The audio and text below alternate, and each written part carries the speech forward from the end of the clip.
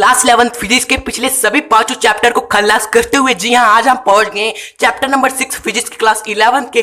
जी हाँ, कार्य, ऊर्जा, शक्ति, वर्क, एनर्जी एंड पावर। आपके इस चैप्टर को हम फुल चैप्टर कवर किया जाएगा दोस्तों। साथ ही साथ पूरे कॉन्सेप्ट के साथ आपको इस चैप्टर को कवर किया जाएगा। सारे डाउट आपके क्लियर किए जाएंगे। ऐसा कोई भी कॉन्सेप्ट नहीं रहेगा जो आपका इस चैप्टर से छूटेगा और डाउट कोई बचेगा। विद दोस्तों best numericals and proper notes के साथ आपको दोस्तों इस चैप्टर को क्लियर किया जाएगा। आपको बेस्ट अच्छे बेहतरीन न्यूमेरिकल्स भी कराए जाएंगे और नोट्स आपका दोस्तों जो भी हम आपको पढ़ाएंगे वो आपको डिस्क्रिप्शन बॉक्स में मिलेगा। वैसे तो चैप्टर बड़ा है इसलिए एक वीडियो में तो कवर होगा नहीं, इसलिए आज के इस पहले वीडियो में इस चैप्टर के हम पढ़ेंगे पूरे कार्य को। कार्य का पूरा कॉन्सेप्ट हम समझेंगे दोस्तों। कार्य क्या होता है, कार्य हमारा कब कब शून्य होता है एवं नियत बल द्वारा जो कार्य होता है उसको हम समझेंगे एवं इससे रिलेटेड दोस्तों बेहतरीन अंकीय प्रश्न भी हम आपको इस वीडियो में ही कराएंगे, जिससे आप कॉन्सेप्ट के साथ साथ न्यूमेरिकल्स भी सॉल्व करना सीख जाओ, कैसे हम न्यूमेरिकल्स को सॉल्व करते हैं। और दोस्तों जो मोस्ट इंपॉर्टेंट है हमारा इस वीडियो का परिवर्ती बल द्वारा किया गया कार्य का कॉन्सेप्ट, ये बहुत ही महत्वपूर्ण है। कहीं कहीं दोस्तों आपको ये बता दिया जाता है, सीधे रटा दिया जाता है कि जो परिवर्ती बल द्वारा कार्य होता है वह समाकलन निश्चित समाकलन एफ डॉट डी एक्स के सापेक्ष होता है। लेकिन ये समाकलन हम क्यों करते हैं? एफ डॉट डी एक्स का निश्चित x1 से x2 तक समाकलन आखिर क्यों किया है, तो समाकलन क्यों किया है ये आप आज इस वीडियो में सीखोगे। सभी को पता है ये सूत्र, लेकिन आज आप इस वीडियो में कुछ यूनिक सीखोगे, यानी समाकलन का असली मतलब आज इस वीडियो में सीखने वाले हो। तो अगर आपको कुछ यूनिक सीखना है आज के इस वीडियो से जो आपको कहीं नहीं मिलेगा तो इस वीडियो को लास्ट तक जरूर देखेगा। चलिए दोस्तों अब वेट नहीं करते, अपने आज के इस वीडियो को स्टार्ट करते हैं और कार्य का पूरा कॉन्सेप्ट आज इस वीडियो में क्लियर कर देते हैं with best numericals and A small like.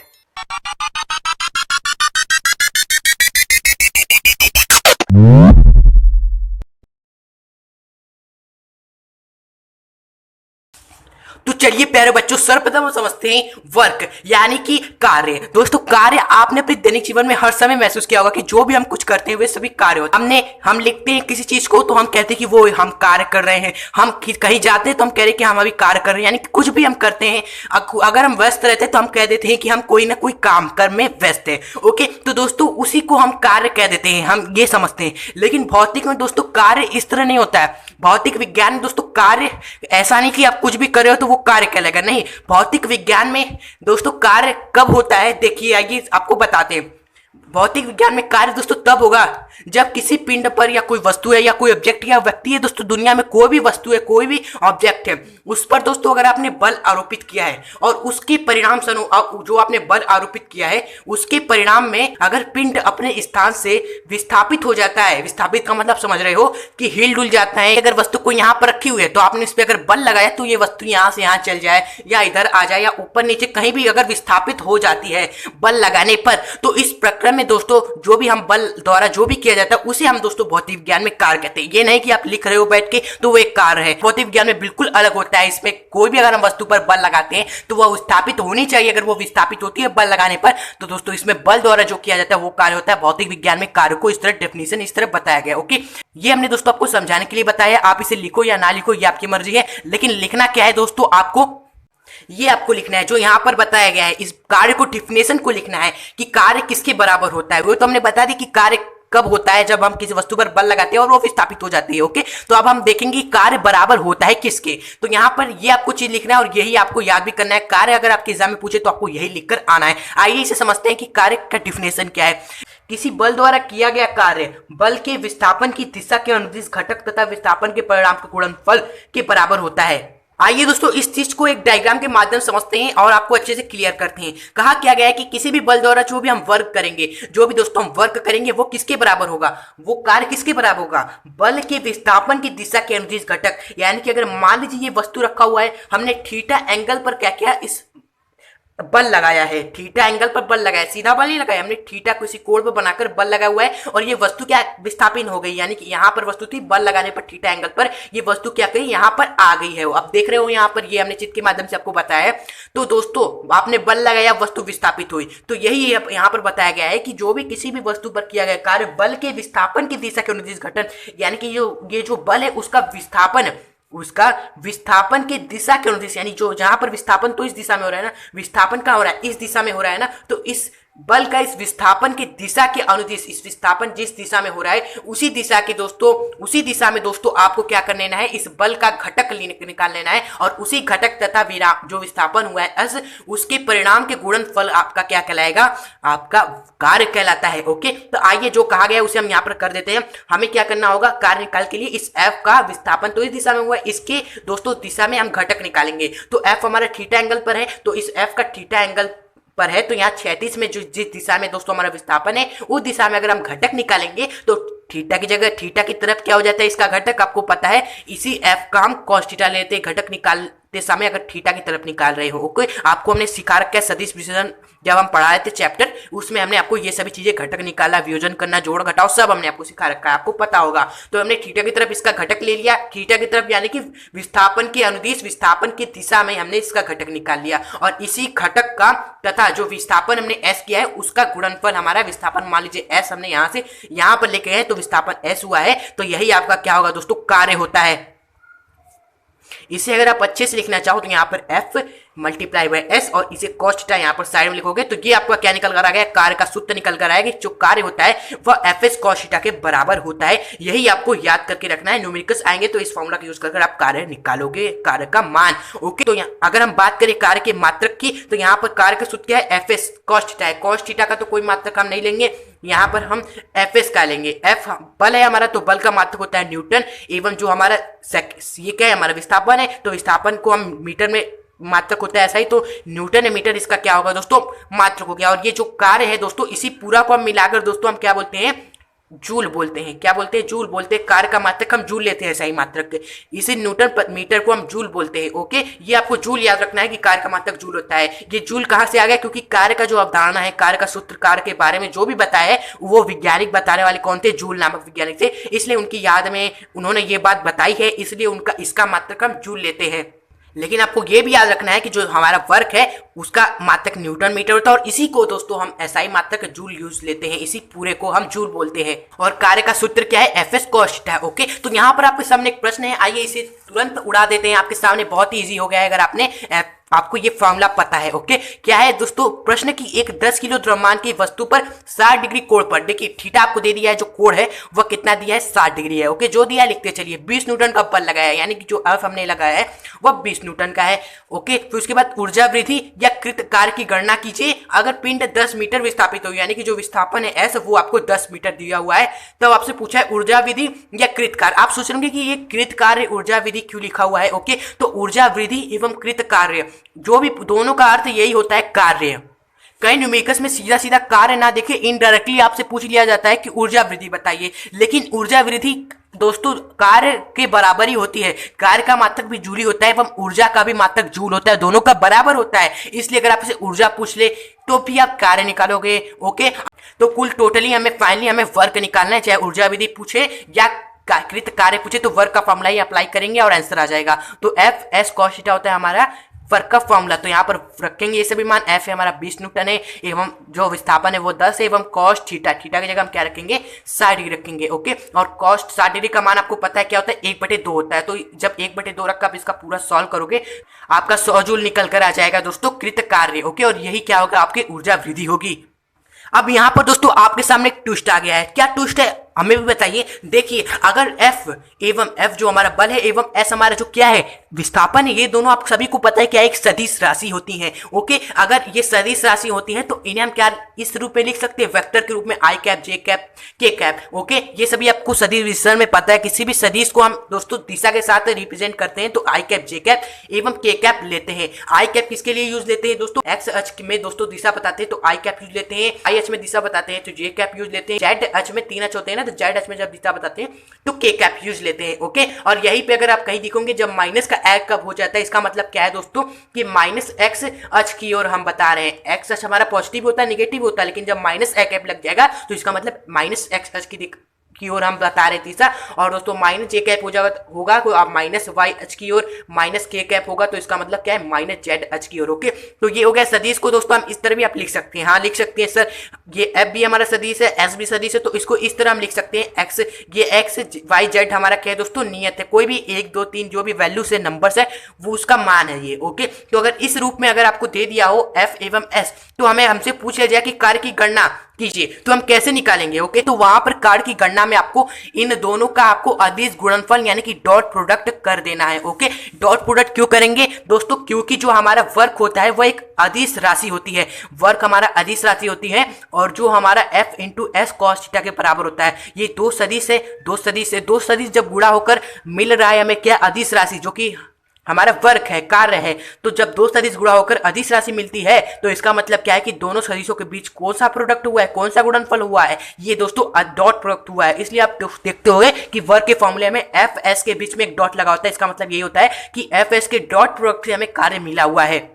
और डॉट प्रोडक्ट अदिश गुणनफल निकालना करना बहुत ही आसान है, हमने आपको सदिश विश्लेषण में यह भी सिखाया था। अगर आपने पढ़ा होगा पूरे लेक्चर्स को तो आपको पता होगा कि अदिश गुणनफल कैसे किया जाता है, तो बहुत ही आसान है। अभी अगर आपको नहीं पता तो अभी आप सीख जाओगे। ओके, तो यहाँ पर एक प्रश्न लेते हैं, उस प्रश्न से आपको सिखा देते हैं इस टाइप के क्वेश्चनों को सॉल्व करना अगर आपके एग्जाम में आते हैं। इस टाइप के भी प्रश्न आते हैं, सदिश के रूप में दिए होते हैं और कार्य पूछ लिया जाता है, इसलिए हम आपको सिखा रहे हैं। ओके, तो यहाँ पर प्रश्न है, यहाँ पर यदि एक बल एफ द्वारा जो इतना के बराबर है एक वस्तु में इतना का विस्थापन होता है, तो हमें कार्य की गणना करनी है। दिया क्या है, एफ हमारा किसके बराबर है 5 आई कैप प्लस 2 जे कैप माइनस का 3 के के बराबर है। ठीक है सर, जो हमारा एस है वो किसके बराबर है, एस यानी कि विस्थापन, वस्तु में कितना विस्थापन हुआ, वस्तु में 2 आई कैप माइनस का जे कैप कैप माइनस का जे कैप प्लस का 2 के कैप विस्थापन हुआ है। ओके, तो यहां पर आपसे दोस्तों यही पूछा है कि वर्क पूछा है, तो वर्क आप सभी जानते हो कि एफ एवं एस का हमें डॉट प्रोडक्ट कर देना, इन दोनों राशियों का भौतिक राशि है जो सदिश है उनका डॉट प्रोडक्ट कर देंगे तो वर्क आ जाएगा, जब हमें सदिश के रूप में दी होती है ये।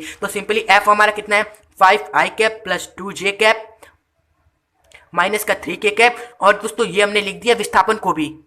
तो बस हमें क्या करना है, सिर्फ इनका अदिश गुणनफल करना है डॉट प्रोडक्ट। कैसे करेंगे, सिंपली आई के साथ यहाँ 5 है, यहाँ पर आई के साथ 2 है और दोनों पर पॉजिटिव है, दोनों पर धनात्मक चार्ज, दोनों पर धनात्मक, दोनों धनात्मक संख्या है, तो 5 दूनी 10 इनका सीधे सीधे मल्टीप्लाई करके यहाँ पर लिख देंगे। जो आई के साथ यहाँ है, जो आई के साथ यहाँ है उनका आपस में मल्टीप्लाई करके लिख देंगे। ठीक है सर, और यहाँ पर देखना है चिन्ह भी देखना है, ये भी प्लस है ये भी प्लस है, तो यहाँ पर भी प्लस आएगा, ये भी आपको ध्यान रखना है। ओके, अब जे के साथ यहाँ पर जो है, यहाँ पर जे के साथ जो है उसका मल्टीप्लाई करके लिख देंगे। यहाँ पर जे के साथ 1 है, हाँ सर 1 है, कुछ नहीं है तो 1 होता है, हाँ पता है। यहाँ पर 2 है, यहाँ पर 1 है, तो 2 का मल्टीप्लाई में 1 करेंगे तो 2 आ जाएगा, 2 1 कम 2 होगा। ओके, यहाँ पर जो चिन्ह है वो प्लस है, यहाँ पर माइनस है, तो प्लस माइनस क्या होता है सर, माइनस हो जाता है, यहाँ पर माइनस लगा देंगे। ओके, फिर उसके बाद आइए के वाले के साथ करते हैं, तो 3 है यहाँ पर के साथ, यहाँ पर के साथ 2 है, तो 3 का मल्टीप्लाई करेंगे 2 में, तो 3 दूनी क्या हो जाएगा 6 आ जाएगा सर। और सर यहाँ पर देखिए माइनस का चिन्ह लगा हुआ है और यहाँ पर प्लस है, तो और प्लस माइनस सर होता है हमारा माइनस,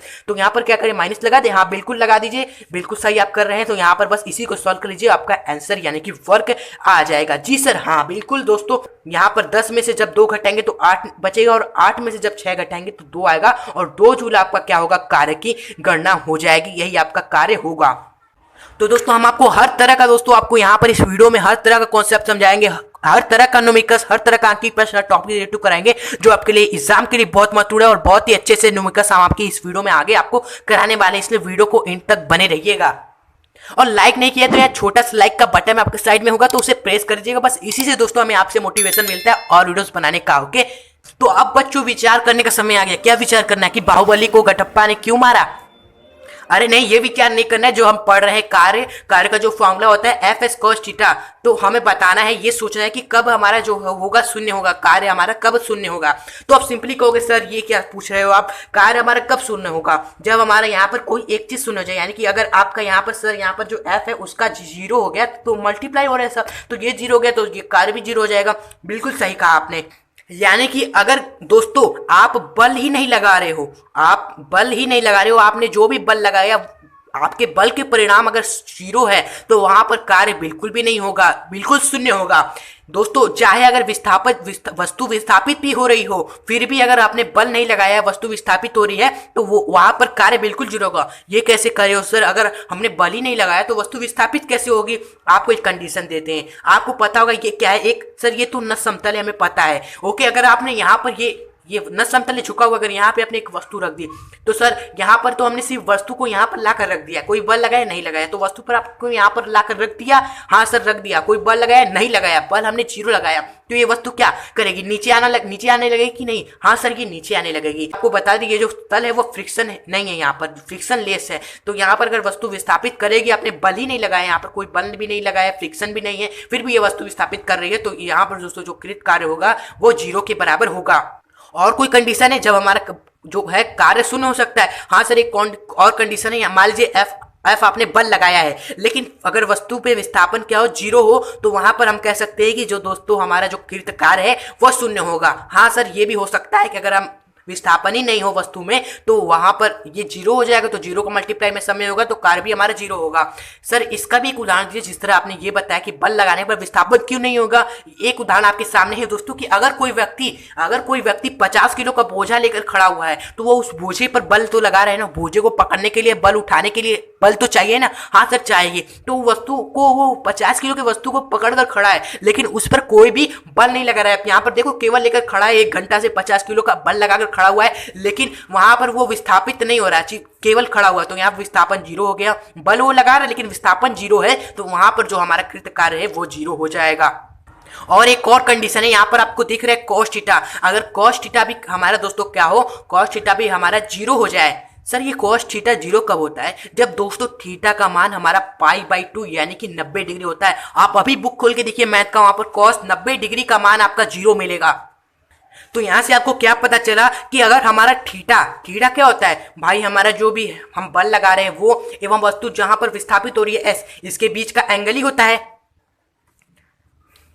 थीटा। अगर ये दोस्तों एंगल ही हमारा क्या हो जाए, 90 डिग्री हो जाए इन दोनों के बीच में, तो हमारा जो कृत कार्य होगा दोस्तों वह शून्य के बराबर होगा।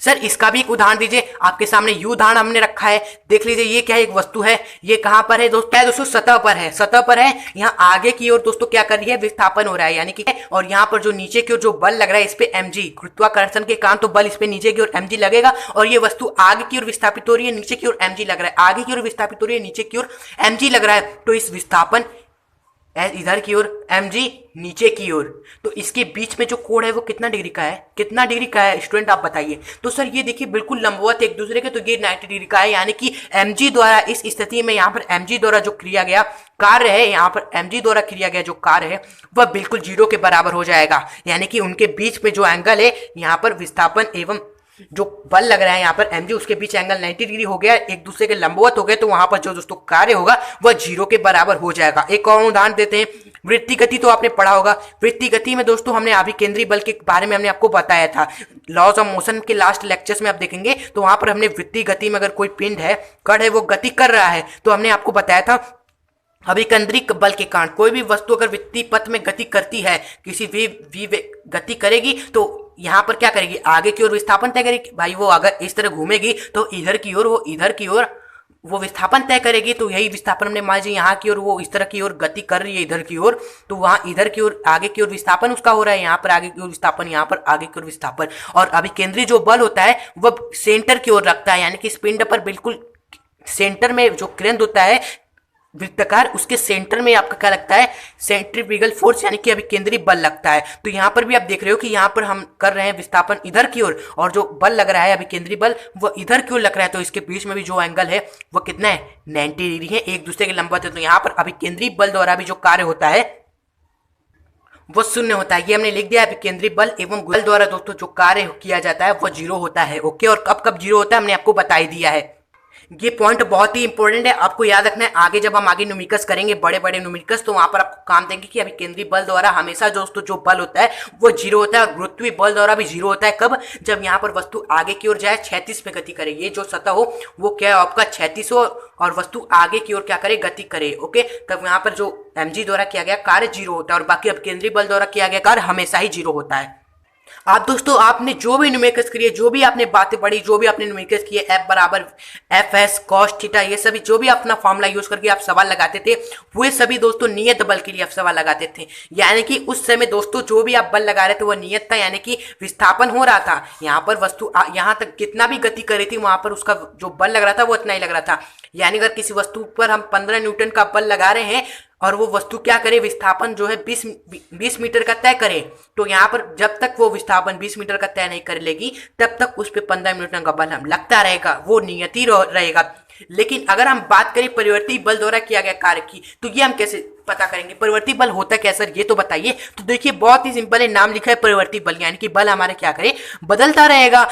इस डिफिनेशन में देखें कि यदि बल का परिणाम समय या दूरी के साथ साथ बदलता जाए तो ऐसे बल को हम परिवर्ती बल कहते हैं। यानी कि जब भी हम दूरी तय करते जाए, समय बदलता जाए, तो बल भी हमारा क्या है, बदलता जाएगा, परिवर्तित हो जाएगा, तो इस बल को हम परिवर्ती बल कहते हैं। उदाहरण दीजिए, उदाहरण अभी हमको दे रहे हैं, जैसे कि मान लीजिए कोई बल है हमारा F, वो कितना है हमारा 2x है। यहाँ पर सीधे सीधे कोई हमें कांस्टेंट नहीं दे दिया है कि 10 है 20 न्यूटन का है, सीधे 2x दिया हुआ है। और हमें x जो है यहाँ पर क्या है ये बताइए, x हमारा क्या है यहाँ पर दोस्तों स्टूडेंट, विस्थापन हमें कहा गया है, x हमारा विस्थापन के बराबर है। तो यहाँ पर जो F हो गया दोस्तों वो परिवर्ती हो गया। कैसे? अगर हम देखिए दोस्तों, विस्थापन है x, अगर हम 1 मीटर दूरी तय करेंगे, विस्थापन 1 मीटर तय करेंगे, तो जो हमारा बल होगा वह कितना होगा, 2 गुणे 1 यानी कि 2 न्यूटन का होगा। जब हम दोस्तों x विस्थापन 2 मीटर का तय करेंगे, तो यहाँ पर x की जगह 2 रखेंगे, तो f हमारा कितना बड़ा होगा, कितना होगा, 2 गुणे 2 यानी कि दोस्तों 4 न्यूटन के बराबर होगा। यानी कि अगर हम विस्थापन बदलता जाएगा, विस्थापन 1 मीटर से 2 मीटर, 2 मीटर से 3 मीटर, 4 मीटर से 5 मीटर करते जाएंगे, तो जो हमारा बल है वह भी बदलता जाएगा। तो यानी कि ये जो बल है वो हमारा क्या है, परिवर्ती बल है। इसका पहचान यही होता है कि जो आपको बल सीधे सीधे कांस्टेंट ना देकर आपको किसी विस्थापन या समय के साथ दे दिया होता है टी लगाकर, इससे यही पता चलता है कि समय या दूरी के साथ साथ ये बदलता जाएगा, यानी कि ये परिवर्ती बल है, वेरिएबल फोर्स है। तो बात करें परिवर्ती बल का ग्राफ कैसा होगा, नियत बल का तो ग्राफ इस तरह होगा सीधे कि ये बदलेगा नहीं, कांस्टेंट रहेगा, चाहे विस्थापन कितना भी तय करे। ओके, तो अगर आप देखते हैं परिवर्ती बल का ग्राफ, तो देख रहे हैं ये, मान लीजिए ये स्थिति x है वस्तु की, एवं ये स्थिति क्या है, x2 है। वस्तु को x1 से x2 जाना है, तो उस पर जो बल लगाया जाता है वो परिवर्ती होता है, तो वो इस तरह कांस्टेंट नहीं बनेगा। ग्राफ उसका बल हमारा बदल रहा है, तो इस तरह दोस्तों बल उठा झुका बनेगा। इस तरह हमारा दोस्तों क्या बनेगा, ग्राफ बनेगा, उठा हुआ झुका हुआ, किस तरह भी, बस सीधा नहीं रहेगा, उठा या झुका हुआ, इस तरह ग्राफ हमारा बनेगा। ये वस्तु x1 स्थिति हो जाएगी इस वस्तु की, और ये जो स्थिति होगा x2 हो जाएगा, यहाँ तक पहुंच जाएगा। और यहाँ तक पहुंचने में वस्तु को जो भी बल लगेगा वो देख रहे हैं कांस्टेंट नहीं है, ऊपर उठा झुका हुआ है। तो इसका मतलब क्या है कि जो वस्तु पर जो बल लग रहा है वो परिवर्ती बल है। दोस्तों यहाँ पर एक बात ये आती है कि चलिए ठीक है, समझ गए परिवर्ती बल क्या है, लेकिन परिवर्ती बल की स्थिति में हम कृत कार्य की गणना कैसे करेंगे? यहाँ पर तो हम सीधे कह रहे थे कि जो हमारा नियत बल होता है 20 न्यूटन, 15 न्यूटन या कुछ भी है, तो हमारा जो वर्क डन होता है वह सिंपली हमारा एफ एस कॉस थीटा हो जाता है। लेकिन यहाँ पर तो बल हमारा नियत नहीं है, यहाँ पर तो बल हमारा हर समय बदल रहा है। तो यहाँ पर हम कैसे हम वर्क का फॉर्मूला ये अप्लाई कर पाएंगे? नहीं कर पाएंगे। यहाँ पर ये जो वर्क का फॉर्मूला है एफ एस कॉस थीटा बिल्कुल भी नहीं लगेगा दोस्तों। इसके लिए हमें फॉर्मूला निकालना पड़ेगा। तो ये अब हम निकालते हैं फॉर्मूला। बहुत ही बढ़िया कॉन्सेप्ट है, हम आपको अच्छी तरह से बिल्कुल समझाएंगे, आपको पूरा फील हो जाएगा परिवर्ती बल का कॉन्सेप्ट। और आपको सभी को पता है परिवर्ती बल क्या होता है, सभी को मालूम है परिवर्ती बल का फॉर्मूला क्या है। लेकिन आज आप इस वीडियो में ये सीख कर जाओगे कि आखिर परिवर्ती बल का फॉर्मूला निकला तो निकला क्यों और कैसे निकला। ये पूरा कॉन्सेप्ट आपको यहाँ पर आज को फील हो जाएगा, आपको आप खुद भी समझोगे और दूसरों को भी समझाओगे अच्छे से। ओके, तो आइए देखते हैं परिवर्ती बल कैसे हम निकालेंगे। मान लीजिए परिवर्ती बल की स्थिति में हम जो कृत कार्य की गणना के लिए हम क्या करेंगे, छोटे से विस्थापन ds में F1 बल लग रहा है। हम मान लेंगे जो विस्थापन है, छोटा सा विस्थापन हम ले लेंगे। यहाँ पर हम दोस्तों वस्तु का छोटा सा विस्थापन लेंगे। मान लीजिए कहीं भी यहाँ पर ले लीजिए, यहाँ पर लीजिए, यहाँ पर हम ले लें वस्तु का छोटा सा विस्थापन। ये विस्थापन पूरा हम नहीं लेंगे, ये हम छोटा सा विस्थापन ले लें। मान लीजिए ये छोटा सा आपका विस्थापन वस्तु का है यहाँ पर, और ये विस्थापन आपका क्या है, मान लीजिए पूरा विस्थापन s है, तो ये छोटा विस्थापन हम मान लीजिए ये क्या है, छोटा सा ds है। तो यहाँ पर हम छोटा सा विस्थापन लेने से दोस्तों हमें फायदा क्या हुआ, फायदा ये हुआ कि हमें नहीं पता है कि इस पूरे एरिया में पूरे दोस्तों जर्नी में, पूरी यात्रा में कितना बल लग रहा है, एफ हमारा नियत नहीं है। तो यहाँ पर हम सिंपली छोटा सा जब हम विस्थापन लेंगे तो यहाँ पर हम सिंपली कह सकते हैं कि भाई यहाँ से यहाँ तक में जो हमारा बल लगेगा वह F1 के बराबर होगा, क्योंकि यहाँ से यहाँ तक हम मान लेते हैं कि F1 बल लग रहा है। पूरे में तो दोस्तों बदलता जाएगा, यहाँ पर सिंपली छोटा सा जब हम ds लेंगे तो वहां पर हम कह सकते हैं कि एक कांस्टेंट फोर्स F1 लग रहा है। ओके, तो यहाँ पर हम जब छोटा सा विस्थापन लिए हैं, छोटा सा विस्थापन में F1 लग रहा है, तो अगर हम उस छोटे से विस्थापन से और जो बल लग रहा है F1 उससे अगर हम सूक्ष्म कार्य की गणना करेंगे तो वो भी हमारा छोटा सा होगा, सूक्ष्म होगा, क्योंकि हम छोटा ही विस्थापन में कार्य निकालने की कोशिश कर रहे हैं तो छोटा होगा, इसलिए DW लिखा है। जहां भी दोस्तों D लिखा होता है इसका मतलब क्या है, सूक्ष्म बात की जा रही है, पूरा नहीं बताया जा रहा है कि सूक्ष्म एक हिस्से की बात की जा रही है। तो यहाँ पर अगर हम DW देखेंगे, सूक्ष्म कार्य की देखेंगे, तो हम छोटा सा जो विस्थापन कर रहे हैं DS, उसमें हमने कितना बल हमने माना है, F1 बल लग रहा है, तो F1 मल्टीप्लाई बाई DS आपका क्या होगा, छोटा सा कार्य होगा। अब दोस्तों हम पूरा निकालेंगे, पूरा W, पूरा कार्य करने यानी कि W यानी कि पूरा कार्य करने में पूरा जो हमारा वर्क है यहाँ पर वस्तु को यहाँ से यहाँ तक जाने में परिवर्ती बल द्वारा वो कितना निकल कर आएगा, तो वही हम कार्य करेंगे। यहाँ पर हमने देखा दोस्तों छोटा सा कार्य, यहाँ पर हमने देखा छोटा सा कार्य DS में F1 लग रहा है, तो हम उसी तरह एक और छोटा सा बनाएंगे, एक और छोटा सा लेंगे। यहाँ पर मान लीजिए ये आपका छोटा सा जो बल लग रहा है वो आपका क्या है, वो भी आपका DS है, और यहाँ पर जो अब बल लग रहा है, यहाँ पर अब बल हमारा दूसरा लगेगा, ये हम मान लेते हैं F2 बल लग रहा है, यहाँ पर हम बना लेते हैं, यहाँ पर भी DS विस्थापन में जो आपका बल लग रहा है वो F3 मान लेते हैं, क्योंकि हर जगह बल चेंज हो रहा है। इसी तरह यहाँ करके पूरा यहाँ तक बना लेते हैं। तो सिंपली हम देखेंगे जो पूरा हमारा कार्य होगा वो किसके बराबर होगा, पहले यहाँ पर तो हमारा होगा F1 DS में, प्लस यहाँ पर अगर हम देखेंगे तो छोटा सा जो कार्य होगा D2 DS में, क्योंकि बल गुणे विस्थापन ही हम कर रहे हैं, छोटा सा विस्थापन है जो यहाँ बल लग रहा है F2 है। यहाँ पर देखेंगे छोटा सा विस्थापन DS से बल लग रहा है यहाँ पर F3, तो F3 DS, इसी तरह चलता चलता जाएगा हमारा दोस्तों ये टर्म। और जब इसी टर्म को दोस्तों हम छोटे छोटे टर्म का कार्य निकालते जोड़ते जाएंगे पूरा, तो हमारा पूरा जो मिल जाएगा कार्य निकल जाएगा। क्या ऐसे कार्य निकालना है? बिल्कुल नहीं। यहाँ पर साइंटिस्टों ने दोस्तों दिमाग लगाया और एक फॉर्मूला निकाल लिया कार्य का। क्या फॉर्मूला निकाल लिया? यहाँ पर साइंटिस्ट ने बिल्कुल कह दिया कि जो हमारा दोस्तों कार्य है, जो हमारा वर्क है, वो सिंपली इंटीग्रेट हम कर देंगे F को DS के साथ, F का DS के सापेक्ष x1 से x2। बस यहीं पर इतना तक बच्चों को समझ आ जाता है, लेकिन ये समझ नहीं पाते हैं बच्चे कि क्यों हमने इंटीग्रेट कर दिया। वर्क हमारा सिंपली सही है, यहाँ तक ये जोड़ता गया छोटे छोटे हिस्से को, लेकिन बाद में हमने x1 से लेके x2 जो हमारा लिमिट लगता है, आप सभी को पता है समाकलन में, तो वो हमने क्यों FDS का मल्टीप्लाई सिंपली करके जो हम बल लगा रहे हैं यहाँ पर FDS का मल्टीप्लाई करके उसको इंटीग्रेट कर दिया, यानी कि समाकलन उसका कर दिया निश्चित x1 से x2 लिमिट लगाकर। आखिर वाई डिड वी इंटीग्रेट, हमने समाकलन क्यों किया? तो आइए इसी कॉन्सेप्ट को आज हम आपको कुछ नया सीख कर आप जाएंगे, वो हम आपको बताने जा रहे हैं कि क्यों इंटीग्रेट, क्यों हमने समाकलन कर दिया। ओके, तो इसके पहले आपको रिक्वेस्ट की, अगर आपको समाकलन एवं अवकलन नहीं आता तो ये वीडियो है, आप डिस्क्रिप्शन बॉक्स में जाइए, वहां पर आपको लिंक मिलेगा, देखिए एवं सीखिए समाकलन क्या होता है, क्योंकि बहुत ही इंपॉर्टेंट है समाकलन एवं अवकलन, जो कि हमने एक ही वीडियो में आपको सिखा रखा है। जिन्होंने उस वीडियो को देख रखा है उसके लिए समझना बहुत ही आसान है। क्या लिखा हुआ है दोस्तों? यहाँ पर लिखा हुआ है कि समाकलन का अर्थ ही होता है जोड़ना छोटे छोटे हिस्सों को। ओके, यहाँ पर हमने जब आपको पढ़ाया था समाकलन एवं अवकलन, तो वहां पर हमने आपको सिंपली बताया था कि बताया था कि समाकलन का अर्थ ही होता है भाई छोटे छोटे हिस्सों को जोड़ना, छोटे छोटे हिस्सों को जोड़ना। अर्थात अगर हमने एक लाइन ली हुई है, ये लाइन x मीटर लंबी है, मान लीजिए x मीटर ये लंबी लाइन है, हमने इसका छोटा सा हिस्सा लिया है, मान लीजिए छोटा सा हिस्सा dx ले लिया, जैसे वहां पर हम विस्थापन में छोटा सा हिस्सा ले रहे थे ds, यहाँ पर हमने इस x का पूरा छोटा सा हिस्सा लिया है dx। अगर हम इस dx का दोस्तों समाकलन कर दे तो इस dx का समाकलन दोस्तों क्या होगा कि इस dx के छोटे छोटे हिस्से को हमने जोड़ा है, छोटे छोटे हिस्से को जोड़ा, और कब तक जोड़ा है? जब तक कि ये पूरा हमें कार्य x ना मिल जाए, तो सिंपली dx का समाकलन x निकल कर आता है। इसी तरह अगर dy लंबाई का कोई हमारा दोस्तों तार है, कोई भी वस्तु है, उसका अगर आपने छोटा सा हिस्सा दोस्तों dy लिया हुआ है, तो उस dy का अगर आप समाकलन करेंगे तो वो आपका पूरा y आपको दे देता है। तो सिंपली समाकलन का अर्थ ही ये होता है अगर आपने छोटे छोटे हिस्सों को जोड़ना, अगर आप छोटे छोटे हिस्सा आपने छोटा हिस्सा निकाल लिया है, उसका आप समाकलन करोगे तो आपको पूरा बड़ा हिस्सा मिल जाता है।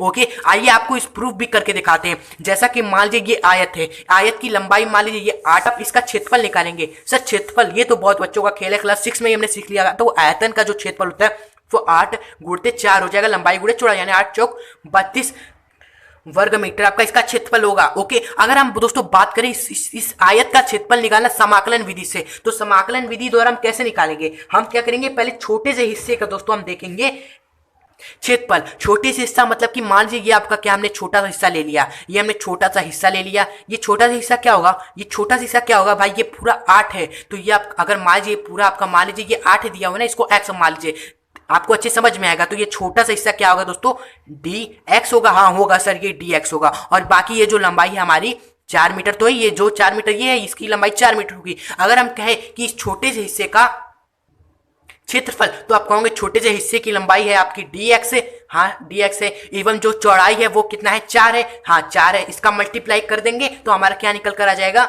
4dx छोटे से हिस्से की दोस्तों आपकी क्या होगी, क्षेत्रफल हो जाएगी। हाँ ठीक है, लेकिन अगर हमें पूरे हिस्से की दोस्तों निकालनी है क्या, क्षेत्रफल अगर हमें पूरे हिस्से का चाहिए, यहाँ पर पूरे हिस्से का क्षेत्रफल अगर हमें चाहिए, तो सिंपली यहाँ पर हम 4dx को इंटीग्रेट कर देंगे, यानी समाकलन उसका कर देंगे। और कैसा, निश्चित समाकलन भाई, कहां से कहां तक, हमें यहां से स्टार्ट करके यहां तक क्षेत्रफल चाहिए, यानी कि 0 है यहाँ पर, और 0 से यहां तक 8 मीटर है, 8 मीटर लंबाई है, तो मान लीजिए यहाँ 0 है एवं 8 है, 0 8 सिंपली 8 मीटर लंबाई है, तो इंटीग्रेट कर देंगे 0 से 8 तक। सिंपली निश्चित समाकलन नहीं करा जाता है पूरा निकालने के लिए, ओके। तो यहाँ पर 0 से 8 तक समाकलन करेंगे, तो ये हमारा 4 है, ये कांस्टेंट है, तो ये बाहर आ जाता है समाकलन में। आप अगर आपने पढ़ा तो आपको पता होगा 0 से 8 तक dx का। और सर dx का समाकलन क्या होता है, dx का x होता है, तो हम यहाँ पर लिखेंगे 4x, यहाँ पर 0 से 8। दोस्तों जिन्होंने समाकलन को अच्छे से पढ़ा है वीडियो से हमारे, उनके लिए ये आप समझ में आ रहे होंगे कि कैसे ये चीज हो रहा है। और बाकी जब हम आंसर निकालेंगे, आपको पता है कि लिमिट लगा हुआ है, अपर लिमिट में से लोअर लिमिट को घटा देंगे, यानी अपर लिमिट है हमारा 8, x की जगह हम पहले 8 रखेंगे, फिर घटा देंगे x की जगह 0 रखकर, ओके। तो यहाँ पर 0 का कोई वैल्यू नहीं होगा, सिंपली 8 का दोस्तों मल्टीप्लाई में कर देंगे, 4 से 4 8 32 मीटर स्क्वायर आपका क्या निकल कर आ गया दोस्तों, पूरा क्षेत्रफल निकल कर आया, जो हमने दोस्तों यहाँ समाकलन से निकाल लिया, जो कि हमारे इस तरह गुणा करने पर भी आ रहा था। ये दोस्तों सिंपल था, इसलिए दोस्तों हमने गुणा से भी निकाल लिया और यहाँ समाकलन से दोस्तों आ गया। लेकिन यही थोड़ा टेढ़ टू सेम यही हमने किया है कार्य के चीज में। कार्य दोस्तों हमारा क्या था, हमने छोटा हिस्सा में देख लिया दोस्तों, जो कार्य निकल कर आ रहा था वो F1 ds था। फिर हमने छोटे छोटे पूरा देख लिया, हमने पूरा देख लिया, इसका मतलब क्या है कि हमने इस छोटे छोटे हिस्सों में जो कार्य हो रहा है उसको हम जोड़ रहे हैं, और जोड़ने का अर्थ होता है समाकलन, यानी कि हम जोड़ रहे हैं तो सिंपली समाकलन कर रहे हैं। इसका समाकलन हम सिंपली इंटीग्रेट कर देंगे, कहां से कहां तक जोड़ रहे हैं वो हम लिखेंगे यहाँ पर, कहां से जोड़ रहे हैं, कहां से कहां तक जोड़ रहे हैं, x1 से लेके x2 तक जोड़ रहे हैं। तो यहाँ पर x1 से x2 का आप क्या लगा दोगे दोस्तों, लिमिट लगा दोगे, और समाकलन हो गया। तो आप समझ गए होगे कि क्यों हमने दोस्तों इसको इंटीग्रेट कर दिया यहाँ पर, क्योंकि हम छोटे छोटे हिस्सों को जोड़ने, और छोटे छोटे हिस्सों को जोड़ने का मतलब ही होता है समाकलन। और यहाँ पर जो लिमिट लग जाता है वो ये बताते हैं कि कहां से कहां तक हम जोड़ रहे हैं, x1 से लेके x2 तक। तो यहां पर आपके सामने जो f का फॉर्मूला निकल कर आया, x1 से लेके h2 f डॉट dx, ये बहुत ही महत्वपूर्ण दोस्तों फॉर्मूला है, इसे जरूर याद कर लीजिएगा। ज्यादातर न्यूमेरिकल इस फॉर्मूले में आते हैं, क्योंकि यही दोस्तों आपका क्या है दोस्तों, अच्छा फॉर्मूला है जो कि आपको कुछ नया सिखाएगा। और आपके एनसीईआरटी बुक में एक चीज कहा गया है, एफ एवं एस ग्राफ का जो क्षेत्रफल होता है वह कार्य होता है, इसे भी आप लिख लीजिएगा। ये हमने आपको प्रूफ ही कर दिया है, जैसा कि आपने देखा ना कि यहाँ पर हमने क्या किया, ये जो ग्राफ बना था दोस्तों, इस ग्राफ का क्षेत्रफल ही निकाला है ना। यहाँ से पहले यहाँ देख लिया, यहाँ पर जो dx है इसकी लंबाई, एवं यहाँ पर जो f है यहाँ पर इतना लंबा, वो हमारा f1 है। तो सिंपली इसका हमने गुणा किया, कार्य निकाला, तो सिंपली हम क्या करें, छोटे छोटे हिस्से का क्षेत्रफल ही तो निकालें। हमने जब पूरा क्षेत्रफल निकाल लिया, जो कि हमारा इंटीग्रेट करने पे मिला, वो हमारा कार्य निकल कर आ गया। तो सिंपली आपको ये बात भी नोट कर लेनी है कि जो एफ एस ग्राफ का क्षेत्रफल होता है वो कार्य के बराबर होता है। अब प्रॉब्लम है, इसको याद करने के लिए भी प्रॉब्लम होती है कि कैसे याद करें कि एफ एस ग्राफ का ही क्षेत्रफल कार्य होगा, कोई और ग्राफ दे दे हमसे पूछ ले कार्य, तो हम क्या करेंगे। तो दोस्तों सिंपल फॉर्मूला होता है, कार्य का फॉर्मूला क्या होता है, एफ एस cos थीटा, जो कि हमने आपको बता रखा है स्टार्टिंग में। तो यहाँ पर कार्य के फॉर्मूले में क्या है, एफ है एवं एस है, तो इसी के बीच में जो ग्राफ बनेगा वही हमें कार्य देगा। बस ये नहीं कि वी टी में ग्राफ बना है तो वो आपको कार्य दे देगा, नहीं, सिंपली एफ एस है इसके फॉर्मूले में, तो एफ ई एस के बीच में जो ग्राफ बनेगा वही आपका कार्य होगा। इससे रिलेटेड भी दोस्तों न्यूमेरिकल्स हम आपको अभी बिल्कुल बेस्ट एवं बढ़िया आपको कराने वाले हैं, चिंता मत करिए। अभी जो हमने सीखा है, एफ बराबर जब हमारा परिवर्ती बल होता है तो उसके लिए जो फॉर्मूला होता है x1 से h2 integrate F D x के सापेक्ष, इसके रिलेटेड जो हमने प्रश्न आपको स्टार्टिंग में ही दिया था कि अगर किसी पिंड पर कार्यरत बल विस्थापन x के रूप में है, जो कि f बराबर हमारा 2x है, और दोस्तों वस्तु का विस्थापन 2 मीटर से 4 मीटर होता है, 2 मीटर से 4 मीटर के बीच में हमें कार्य निकाल रहा है, और जो बल हमारा लग रहा है परिवर्ती बल लग रहा है 2 मीटर से 4 मीटर, यानी कि जो x1 है वो 2 है एवं जो x2 है वो हमारा 4 मीटर है। विस्थापन हमें दिया है ना x1 से x2, यानी कि 2 मीटर से 4 मीटर, ये हमें दिया हुआ है, और बल दिया हुआ है, हमें निकालना है कार्य वर्ग क्या होगा। तो यहाँ पर परिवर्ती बल है तो इंटीग्रेट कर देंगे x1 से x2 तक, x1 है हमारा 2 एवं x2 हमारा 4 है, f हमारा कितना है 2x है, multiply by D x. Okay, इसको इंटीग्रेट कर देंगे। यहाँ पर दो नियत है हमारा, तो ये सिंपली दोस्तों यहाँ पर अब इसको बाहर ले लेंगे। वर्क बराबर जो हमारा 2 है वो बाहर आ जाएगा। सिंपली हम किसका इंटीग्रेट करेंगे, एक्स का। 2 से 4 हमारी लिमिट लगाकर multiply by D x. Okay, तो यहाँ पर आप इसको तभी हल कर पाओगे जब आपको पता होगा समाकलन कैसे करते हैं। ओके, जिन्हें पता है उनके लिए थोड़ा सा आपको एक दे देते हैं दोस्तों रिवीजन, जिससे आपको दोस्तों थोड़ा रिवाइज हो जाए। समाकलन क्या होता है, किसी भी दोस्तों एक्स है डी एक्स के सापेक्ष उसका दोस्तों लिमिट लगा हुआ है, x1 x2 कोई भी लिमिट लगा हुआ है, इसके सापेक्ष अवकलन करते हैं। तो सिंपली क्या होता है कि x के जो पावर होता है, पावर इसका एक है, मान लीजिए यहाँ पर पावर n है, कोई भी पावर हो सकती है। इस पावर में हम क्या कर देते हैं, एक जोड़ के लिख देते हैं और बटे में यही जो चीज है उसको उतार देते हैं। बस यही होता है समाकलन।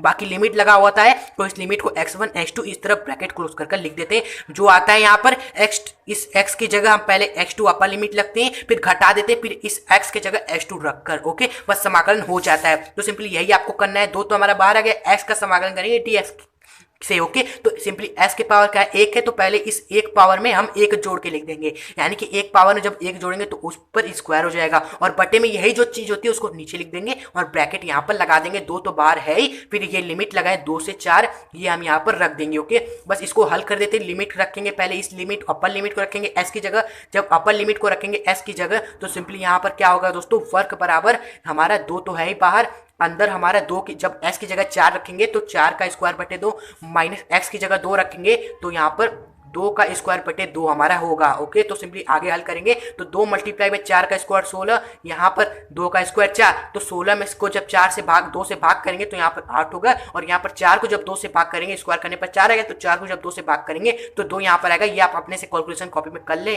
और इसे अच्छे से नोट कर ले इस न्यूमेरिकल्स को। 2 मल्टीप्लाई बाई यहाँ पर 6 यानी कि 6 दूनी 12 जूल आपका क्या निकल कर आ जाएगा, वर्क निकल कर आएगा।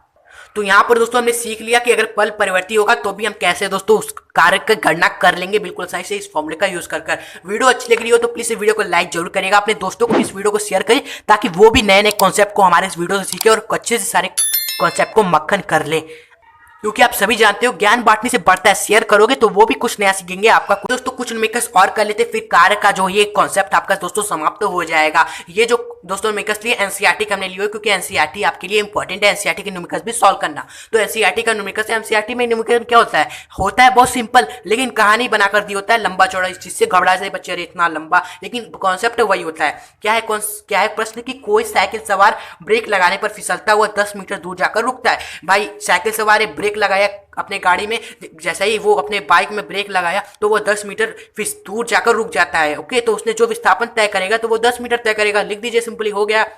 इस प्रक्रिया की अवधि में सड़क द्वारा साइकिल पर लगाया गया बल 200 न्यूटन है। भाई जो सड़क पे वो साइकिल सवार यहाँ पर चल रहा है, पेंडल यहाँ लगा हुआ है सड़क पर, जैसे ही वो रुका तो सड़क इस पे क्या लगाएगी, बल लगाएगी भाई, तभी ना रुकेगा वो। तो जो बल लगाती है एफ सड़क वस्तु पर वह 200 न्यूटन का होता है। ये हमने लिख दिया, जो कि उसके विपरीत होता है, यानी कि बल हमारा क्या लग रहा है, इधर की ओर उसके विपरीत लग रहा है। अगर साइकिल सवार इधर की ओर विस्थापित हो रहा है तो उसके ऊपर बल क्या लग रहा है, इधर विपरीत लग रहा है। तो ये हमने बना दिया है, विपरीत लग रहा है तो यहाँ पर हमने डायग्राम बना दिया है। अगर विपरीत नहीं होता, सिंपली आगे की ओर होता है तो सिंपली कुछ बनाने की जरूरत नहीं होता, लेकिन विपरीत लिखा हुआ है तो ये हमने डायग्राम बना दिया, जिससे अगर कुछ कंफ्यूजन ना हो। तो सड़क द्वारा साइकिल पर कितना कार्य किया गया, वर्क पूछा है, तो वर्क फॉर्मूला क्या होता है, एफ एस कॉस थीटा होता है। जी सर, हाँ होता है, बस फॉर्मूला में मान रख दीजिए, आंसर ला दीजिए। एफ हमारा कितना है, 200 न्यूटन है। एफ एस हमारा कितना है, 10 है। सर थीटा का मान तो हमें दिया ही नहीं है, कैसे निकाले। थीटा क्या होता है दोस्तों, थीटा का मान होता है एफ एवं एस के बीच में जो कोण बन रहा है। तो एफ एवं एस के बीच में जो कोण बन रहा है वो 180 डिग्री बन रहा है ना। हाँ, यहाँ पर सर 180 डिग्री बन रहा है क्योंकि ये दोनों विपरीत लग रहे हैं। तो यहाँ पर कॉस थीटा की जगह क्या रखे, कॉस 180 डिग्री रखें। ओके, और कॉस 180 डिग्री का मान होता है -1 मल्टीप्लाई बाय 10 का 200 में 200 2000। तो यहाँ पर जब गुणा करेंगे तो आपका क्या निकल कर आ जाएगा, 2000 जूल, और माइनस लगा देंगे। ओके, यही आपका कार्य होगा। और सिंपली प्रश्न में कहा भी गया है विपरीत लगा है, जब कोई चीज विपरीत होती है तो उसमें माइनस का चार्ज ऑलरेडी आ जाता है। ओके, और ये उदाहरण शायद आपका जो उदाहरण होगा वो 6.3 का उदाहरण था। तो एक डायग्राम वाला क्वेश्चन भी देख लेते हैं, जिसमें आपसे ये डायग्राम दिया हुआ है एफ एवं एस के बीच, ये आपका जो बल है एवं ये जो आपका जो है दोस्तों नीचे की ओर जो बताया गया है वो आपका विस्थापन एस है। इसके बीच में ग्राफ बना हुआ है और उसे पूछा है दोस्तों वर्क निकालना है। वर्क कितना है हो रहा है यहाँ पर, दोस्तों ये जो उदाहरण है आप देख सकते हो 6.4 का उदाहरण है। इस उदाहरण में आप देख सकते हो सिंपली क्या लिखा हुआ है कि कोई स्त्री क्या है खुरदरी सतह पर रेलवे प्लेटफॉर्म में संदूक को खिसकाती है और दोस्तों 10 मीटर की दूरी तक 100 न्यूटन का बल लेकर जाती है।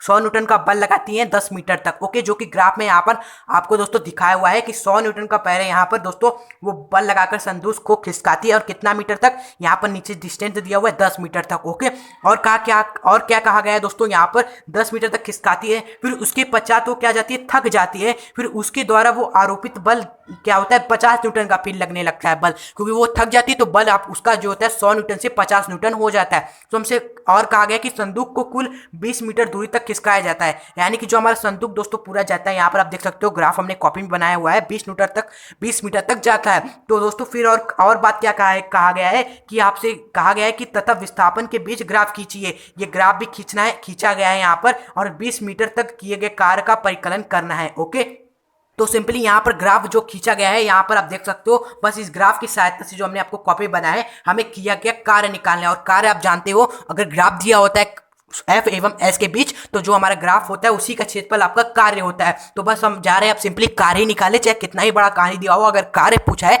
तो सिंपली हम क्या करेंगे, उसका क्षेत्रफल निकाल लेंगे। अब दोस्तों आप भी बना सकते हो, यहाँ पर आप बल लिख दोगे, पहले 50 न्यूटन का भी बल लग रहा है एवं 100 न्यूटन का भी बल लग रहा है, ये बल हमने दर्शा दिया। और विस्थापन 10 मीटर एवं 20 मीटर होता है, तो ये हमने विस्थापन दर्शा दिया। और पहले वो 100 न्यूटन का बल लगा रही है, 10 मीटर तक विस्थापित कर रही है, तो यहाँ पर पॉइंट बनेगा, तो यहाँ पर एक ग्राफ बनेगा सिंपली। फिर उसके बाद वो बल क्या कर दी, 50 मीटर का कर देती है और 20 मीटर तक जाती है, तो यहाँ पर एक पॉइंट बनेगा, फिर इसको मिला दोगे तो ये आपका ग्राफ तैयार हो जाएगा। निकालना क्या है हमें, वर्क निकालना, कितना कार्य कर रहा है। तो वर्क निकालने के लिए सिंपली हम क्या कर देंगे, इस पूरे का क्षेत्रफल को जोड़ देंगे। ओके, ये पॉइंट कुछ मेजर कर लिए जिससे हमें पता चले ये जो हमारा बन रहा है इसका क्षेत्रफल का कुछ नाम देंगे ना भाई, सॉल्व करेंगे तो कुछ नाम देंगे। तो ये ABCD सब पॉइंट को नाम दे दिया है, कुछ भी आप दे सकते हो, आपकी मर्जी। ओके, तो हम इसका जो वर्क निकालेंगे, पूरा जो ग्राफ में जो भी वस्तु कर रही है गति, वो ग्राफ दिया हुआ है, हमने बना भी लिया है, और इसका हम क्षेत्रफल निकालेंगे, वही हमारा कार्य आ जाएगा। तो ये क्षेत्रफल हम 2-3 पार्ट में निकालते हैं, क्योंकि यहाँ पर हम इस तरह डायरेक्ट कोई फॉर्मूला नहीं है जिससे हम इसका पूरा क्षेत्रफल निकाल सकते हैं। ओके, तो हम पहले यहाँ पर आप देख रहे हो एक आयत बन रहा है ABC एवं D, ये एक आयत बन रहा है जिसका यहाँ से यहाँ तक जो लंबाई है वो कितना है, 10 मीटर है, एवं पूरा जो है ये 100 है। ओके, तो सिंपली यहाँ पर लिखेंगे ABCD का क्षेत्रफल। ABCD का क्षेत्रफल क्या हो जाएगा, लंबाई गुणे चौड़ाई। तो लंबाई यहाँ से 10 है, एवं जो चौड़ाई आप साफ साफ दिख रहे हैं यहाँ पर पूरा है जो 100 है, तो यहाँ पर 100 कर देंगे। अब हमें इसका क्षेत्रफल निकालना है। अब कितने बच्चे जो एग्जाम में होते हैं उनके नहीं पता होता है कि भाई ये क्या फिगर है, इसका क्षेत्रफल का फॉर्मूला क्या होगा। ओके, तो यहाँ पर आप सिंपली क्या कर सकते हो, इसको डिवाइड कर सकते हो दो चीजों में जिसका क्षेत्रफल आपको पता ही है। ओके, यहाँ पर आप देख रहे हो इस तरह त्रिकोणा बना है, एक कोना यहाँ पर, एक कोना यहाँ पर। जब आप इसको इस तरह ऐसे ऐसे से मिला दोगे तो ये आपका क्या बन जाएगा, क्षेत्रफल बन जाएगा। भाई इसको भी कोई नाम दे दो, मान लीजिए P है। ओके, तो ये आपका क्षेत्र, ये आपका एक त्रिभुज बन गया, और नीचे क्या बन गया, अरे यार सर ये तो आयत बन गया। तो अब हम दोनों का क्षेत्रफल निकाल लेते हैं। ओके, बाकी ये समलंब चतुर्भुज है, लेकिन आपको शायद नहीं पता होगा समलंब चतुर्भुज का क्षेत्रफल का फॉर्मूला, तो सिंपली हमने आपको डिवाइड कर दिया, आपके लिए और आसान हो गया प्रश्न। तो हम सिंपली क्या करेंगे, यहाँ पर आयत का क्षेत्रफल इसका और ये त्रिभुज का क्षेत्रफल यहाँ पर जोड़ देंगे। तो आयत हमारा कौन सा है, ये हमारा आयत है PDQE, यानी कि हमारा जो आयत है PDQE, इसका दोस्तों हमें क्षेत्रफल निकाल लेना है और जोड़ देंगे, और प्लस में कर देंगे त्रिभुज हमारा जो बन रहा है PEC, इसका क्षेत्रफल PEC का क्षेत्रफल हम जोड़ देंगे, बस हमारा दोस्तों आ जाएगा वर्ग। तो पहले तो हमने ABCD का क्षेत्रफल तो यहाँ पर हमें निकाल ही लिया है, प्लस PDQE, इसका क्षेत्रफल क्या होगा भाई, यहाँ से यहाँ तक लंबाई क्या है, ये हमारा 10 मीटर है, इसका पोजीशन यहाँ पर 20 मीटर पोजीशन है। ये पूरा क्या है, पूरा यहाँ से लेके यहाँ तक 20 मीटर है, यहाँ से लेकर यहाँ तक पूरा 20 मीटर है, यहाँ से लेकर यहाँ तक 10 मीटर है। तो ये कितना होगा, 20 मीटर माइनस 10 मीटर, यानी कि 10 मीटर आपका लंबाई होगा। तो मल्टीप्लाई बाय लंबाई गुणे चौड़ाई कितना होगा, यहाँ से लेकर यहाँ तक चौड़ाई होगी नहीं आयत की, यहाँ से यहाँ तक लंबाई किसके बराबर है, आप देखोगे तो ये लंबाई 50 न्यूटन के बराबर है। तो सिंपली यहाँ पर 50 गुणा कर दोगे, ये होगा आपका आयत का क्षेत्रफल। और त्रिभुज का क्षेत्रफल कैसे निकालोगे, त्रिभुज का क्षेत्रफल होता है 1/2 आधार गुणे चौड़ाई, ये फॉर्मूला होता है त्रिभुज का। तो आधार क्या है इसका, सर आधार ये से यहाँ से लेकर यहाँ तक PE है, आधार PE है। PE किसकी लंबाई है, जितना इसका लंबाई है वही हमारी PE की लंबाई होगी। आप सभी को पता है समांतर है तो लंबाई भी बराबर होगी। ये कितना है, 10 मीटर है, तो ये भी आपकी 10 मीटर होगी, यहाँ पर 10 रखा। एवं आधार गुणे ऊंचाई, ऊंचाई यानी कि भाई ये हमारा त्रिभुज है, ये आधार हो गया, ऊंचाई क्या होगी, कितना लंबा है भाई इसका कोना हमारा, यहाँ से लेकर यहाँ तक कितना लंबा है, कितना ऊंचाई पर है, यहाँ से यहाँ तक की लंबाई कितनी है, तो आप देखोगे आप, तो यहाँ पर आप कैसे निकाल पाओगे ये लंबाई? आप देखोगे ये पूरा 100 है, यहाँ से लेकर यहाँ तक, पूरा यहाँ से लेकर यहाँ तक, यानी कि यहाँ से लेकर यहाँ तक 100 है हमारा तब, और यहाँ से लेकर यहाँ तक जो है आपका 50 है, यहाँ से यहाँ तक पूरा 100 है, और यहाँ से यहाँ तक आपका पूरा क्या है 50 है। तो यहाँ से यहाँ तक आपका क्या होगा? 100 माइनस का 50 यानी कि 50 होगा। तो आपको ऊंचाई भी मिल गया 50, ये आप रख दोगे, मल्टीप्लाई करोगे, कार आपका आ जाएगा सिंपली 10 गुणे 100 1000, 10 गुणे 50 500, प्लस 2 से आपका 10 जाएगा 5 बार यानी कि 250, इसको जोड़ोगे तो आपका क्या आएगा 1750 जूल आपका क्या निकल कर आ जाएगा? कार निकल कर आ जाएगा, जो लेडी ने किया है संदूक को खींच कर। ओके, तो ये हो गया आपका बहुत ही बढ़िया प्रश्न था दोस्तों, ग्राफ वाले में कार्य जो पूछा था उसका एनसीईआरटी में जो कि दिया हुआ था। ओके, तो वो हमने आपको करा दिया है। तो आई होप दोस्तों कार्य का पूरा कॉन्सेप्ट आपका खत्म हो गया होगा। वीडियो काफी लंबी हो गई है, तो इसे हम वीडियो को अब यहीं पर एंड करते हैं। ये हमने कार के बारे में जो भी महत्वपूर्ण चीजें थी, न्यूमेरिकल्स थे, वो हमने आपको करा दिए, और कार के आगे के जो कार्य ऊर्जा शक्ति का जो आगे का सारा कॉन्सेप्ट है वो हम अगले वीडियो में कवर करेंगे। इसलिए सब्सक्राइब जरूर करिएगा इस चैनल को, और बेल नोटिफिकेशन आइकन पे क्लिक करिए, और भी जरूर करें, जिससे वीडियो आगे की आपको सबसे पहले मिल जाए। इसलिए सब्सक्राइब करके बेल नोटिफिकेशन आइकन पर क्लिक करके ऑल पर कर दे, और आशा है आपने लाइक तो वीडियो को कर ही दोगा हमारे मेहनत के लिए, और शेयर भी कर ही दिया होगा अपने दोस्तों को भी इस वीडियो को। एंड अब मिलेंगे एक ऐसे ही नेक्स्ट यूजफुल वीडियो के साथ, तब तक के लिए गुड बाय। और हाँ, पढ़ते रहिए, खुश रहिए, और फिजिक्स में फुल स्कोर करें। कोई भी डाउट हो इस टॉपिक से रिलेटेड तो आप हमारे इंस्टाग्राम अकाउंट हमें फॉलो कर वहां पर आप हमसे डाउट पूछ सकते हैं, मैसेज थ्रू हम आपको रिप्लाई देने की कोशिश करेंगे। इंस्टाग्राम अकाउंट एजुकेशन शास्त्र नॉलेजफुल एवं इंपॉर्टेंट, हर दिन कुछ नया सीखने के लिए फॉलो जरूर करें।